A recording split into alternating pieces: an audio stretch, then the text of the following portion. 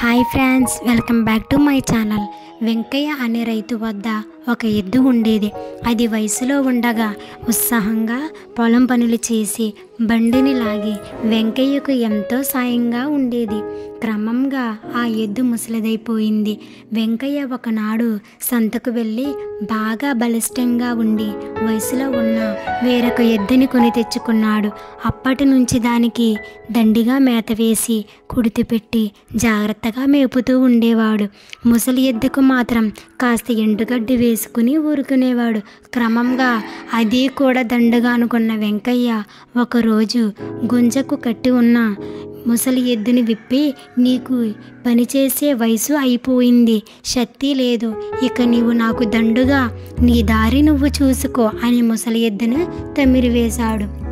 ఏడుస్తూ వెళుతున్న ఎద్దు గోపన్న అనే బాలుడు ఎదురొచ్చాడు. ఎద్దును చూసి, ఎందుకు ఏడుస్తున్నావు అని అడిగాడు ముసలి ఎద్దును. తన జాలిగాదును వినిపించింది. గోపన్న ఒక ఉపాయం ఆలోచించి ముసలి ఎద్దు తీసుకుని వెంకయ్య ఇంటికి వెళ్ళి, ఈ ఎద్దు నీదే కదా అని అడిగాడు. అవునన్నాడు వెంకయ్య. దీన్ని కాస్త నాకు అమ్ముతావా, నీకు 1000 వరహాలిస్తాను అన్నాడు గోపన్న.